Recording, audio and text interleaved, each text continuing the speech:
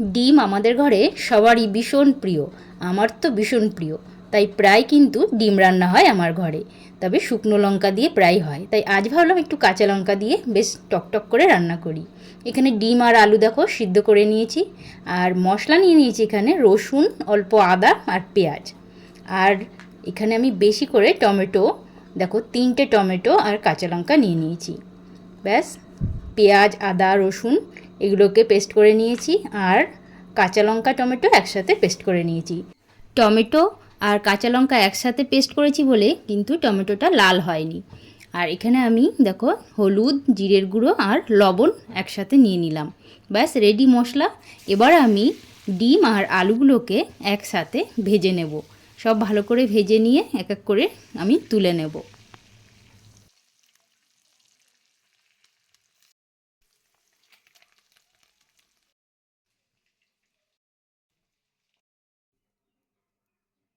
এরপর ওই তেলের উপরেই আমি তেজপাতা আর গোটা জিরে ফোড়ন দিয়ে দেবো। ব্যাস একটু ফুটে গেলে তারপর এখানে আমি দিয়ে দেব মশলাটাকে, পেঁয়াজ বাটা, আদা বাটা, রসুন বাটা, যেগুলো আমি মশলা রেডি করে রেখেছিলাম সব দিয়ে এখানে একসাথে ভালো করে একটু কষিয়ে নেব।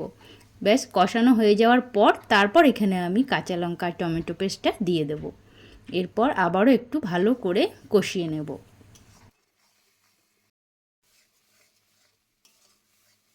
মশলাটা ভালোভাবে কষিয়ে নেওয়ার পর এখানে আমি গরম জল দিয়ে দেবো। গরম জলটা আলাদা আমি ফুটিয়ে নিয়েছিলাম।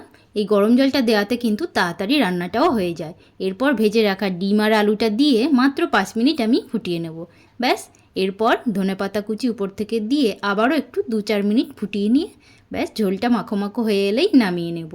তো আজকে এই টমেটো বেশি করে দিয়ে আর কাঁচা লঙ্কা দিয়ে এই ডিমের রেসিপিটা কিন্তু আমার একদম রেডি। আর খেতে কিন্তু ভীষণ ভালো লাগে, একটু টকটক আর ঝালঝাল লাগে। আর শুকনো লঙ্কা দিয়ে তো প্রায় খাওয়া হয়, এটা একটু অন্যরকম লাগলো। তো ভালো থেকো সবাই, সুস্থ থেকো, টাটা।